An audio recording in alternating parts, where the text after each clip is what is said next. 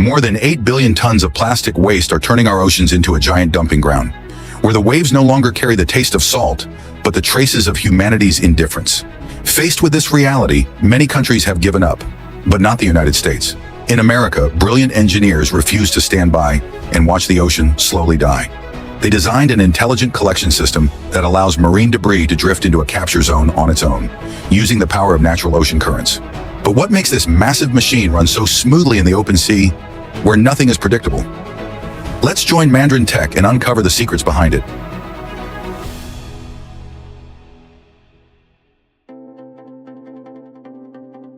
Each year, more than 20 million tons of debris flow into the ocean, and nearly 80% of it is plastic, a material so resilient that it can endure underwater for centuries.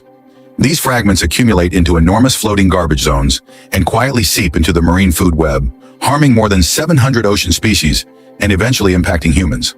According to environmental organizations, if this waste were properly retrieved and reprocessed, a large portion could be transformed into valuable resources, from repurposed plastics and engineered fibers for the textile sector to reclaimed metals. This recovery process saves thousands of kilowatt hours of energy, prevents millions of tons of CO2 emissions, and helps shape a circular ocean economy where discarded materials are given a new life and purpose.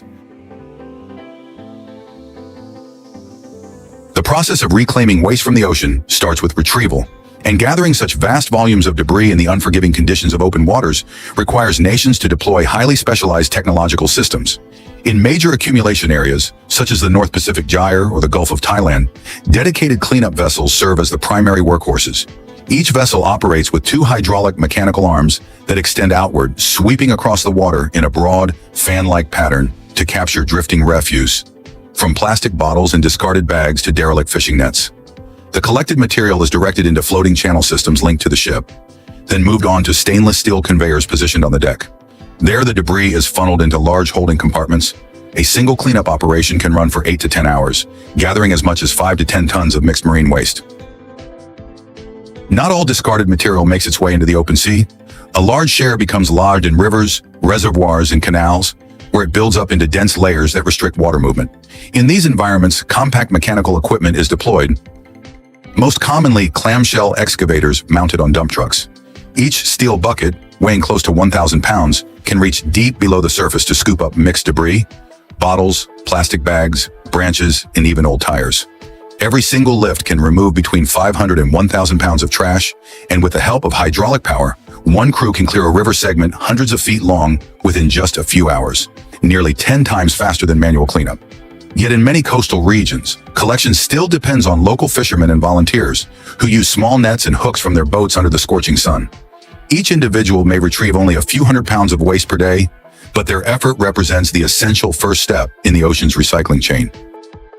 After the retrieval stage is finished, the collected waste is carried back to shore by trash skimmer vessels, specialized boats engineered solely for capturing floating debris. A compact skimmer measuring roughly 25 to 30 feet in length can accumulate around 5 tons of material during an 8-hour operation. When its storage area reaches capacity, a hydraulic conveyor at the bow lifts and discharges the entire load into the receiving zone on land. At this point, the preliminary sorting phase officially starts. The freshly offloaded mixture includes a wide spectrum of items: plastics, metals, wood, seaweed, and organic sludge. Workers conduct a rapid inspection to remove oversized or dangerous objects, such as steel nets, oil buoys, and tires. The remaining material is then shoveled onto a feed conveyor that transports it into the screening system. Inside the sorting line, a trommel drum classifies the waste by particle size. Sand, silt, shells, and tiny fragments pass through the perforations, while bottles and packaging stay inside. This residual stream, which consists mainly of plastics and nylon, moves to a manual sorting belt, where workers separate each category in preparation for the next stage of recycling. Once the detailed sorting is completed, materials like metal, glass, and wood are routed to their dedicated processing lines. Plastic, however, the planet's most enduring yet problematic substance, is set aside to begin its path toward renewal. Join the Factor as we uncover how humanity converts drifting marine debris into reusable resources that power a more sustainable future. After the recyclable fraction of the waste, mainly plastics, nylon, and metal cans, is separated, it is moved to the washing stage. This step is essential before any recycling can take place, since ocean debris typically spends long periods submerged in saltwater and becomes covered with algae, oils, and microbial growth.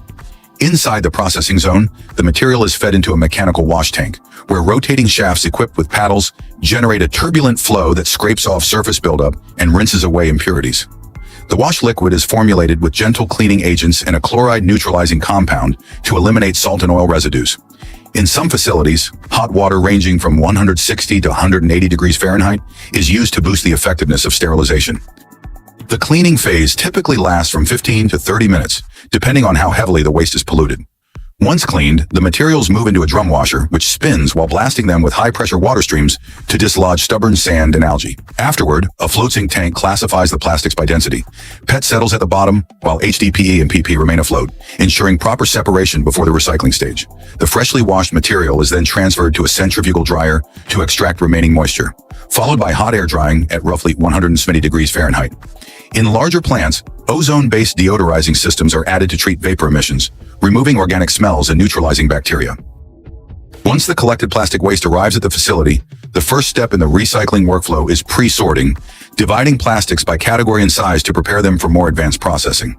Although 7 major plastic types are used globally, PET and HDPE are the 2 most efficiently recyclable, so the system prioritizes separating these from the rest while excluding incompatible materials. The mixed plastic feed then moves into a large rotating steel drum. As it turns, small perforations let dust, sand, and fine particles drop out, while larger bottles continue moving forward. This stage provides a coarse size classification that helps prevent blockages in subsequent equipment. Next, the stream travels along a manual sorting line, where workers pull out unwanted items, such as metal cans, nylon, and cardboard. Simultaneously, an automated cap and label remover uses vortex air pressure to strip away different plastic components. Magnetic detectors continuously scan the flow, ejecting any residual metal pieces or staples. After this mechanical purification step, the remaining material consists primarily of clean, uniform PET bottles, now ready for the grinding phase that follows. The bodies of the plastic bottles are then directed into a high-speed granulator. Inside the chamber, hundreds of alloy blades spin at several thousand revolutions per minute, slicing the bottles into small pieces known as flakes. In a single hour, one machine can handle between 2,000 and 3,000 pounds of plastic, transforming what was once a mountain of bottles into a steady flow of uniform material within minutes. The resulting flakes, only a few inches in size, are small enough to move through the next thermal processing systems without causing blockages. This grinding step not only reduces the material's bulk, but also enhances energy efficiency in later stages. Once the plastic is broken down into fragments, it melts more quickly inside the extrusion unit, cutting electricity use by up to 40% compared with melting solid plastic chunks. The granulation phase also acts as the first level of size control, ensuring the feedstock is consistent before it proceeds to the next stage of precision sorting. At the microscopic scale, optical systems take control, with high-speed sensors examining each individual flake and assessing its color, clarity, and surface characteristics in just a few thousandths of a second. When the equipment detects a transparent PET fragment, a green PET piece, a white HDPE particle, or an unrelated material such as wood or glass, a precisely aimed jet of compressed air removes it from the mainstream. A single unit is capable of handling more than 1,000 particles every second, maintaining an accuracy level exceeding 95%. Each air pulse is directed at only one tiny fragment, weighing less than 1,000th of an ounce, without disrupting the nearby material. The outcome is a flow of clean, uniform plastic flakes sorted neatly into distinct categories, forming the essential base for the pelletizing stage that comes next.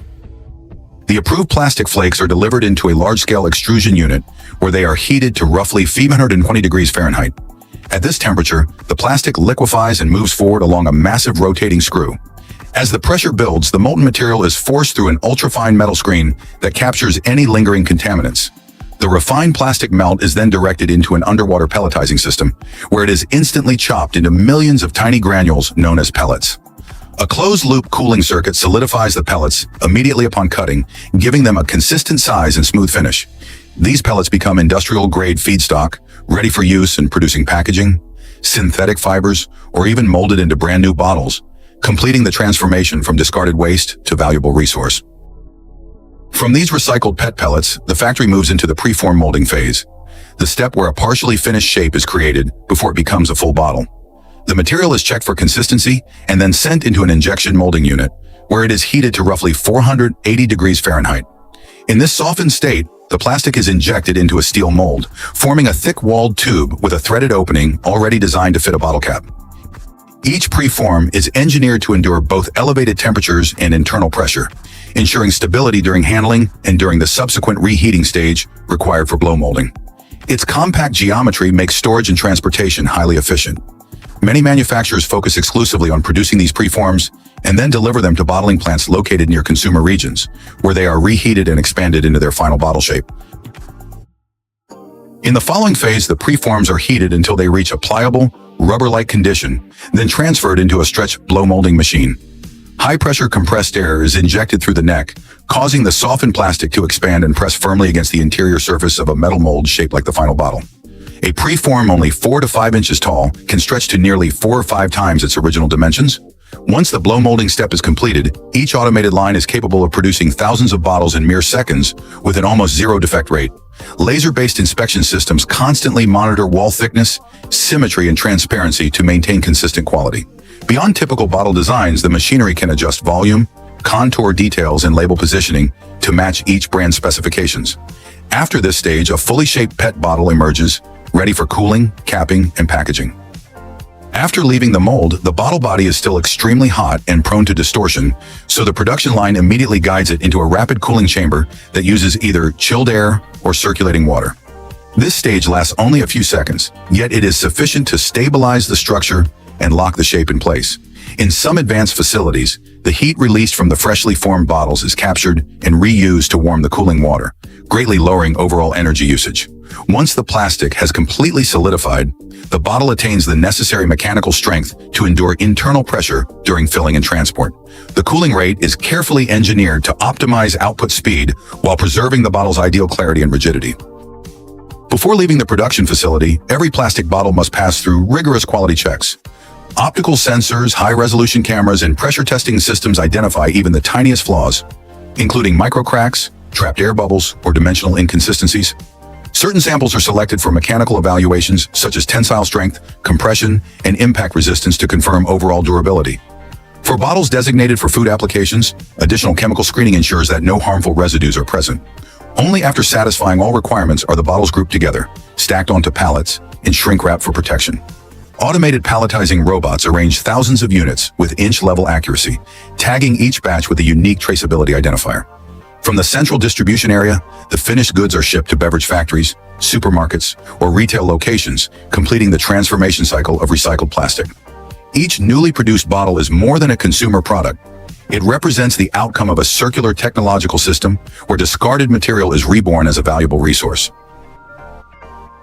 So, you've just explored the full journey of how we collect, clean, and transform ocean-bound plastic into a completely new material cycle. From waste drifting across the sea to renewed resources powering modern manufacturing, the process is far more extraordinary than it appears. All the information in this video is compiled from multiple reputable sources, so if you notice anything that needs clarification or correction, feel free to leave a comment and let me know. If you believe that recycling can shape a better future, leave a like, share your thoughts below, and subscribe to Mandarin Tech to discover more stories of renewal, innovation, and transformation.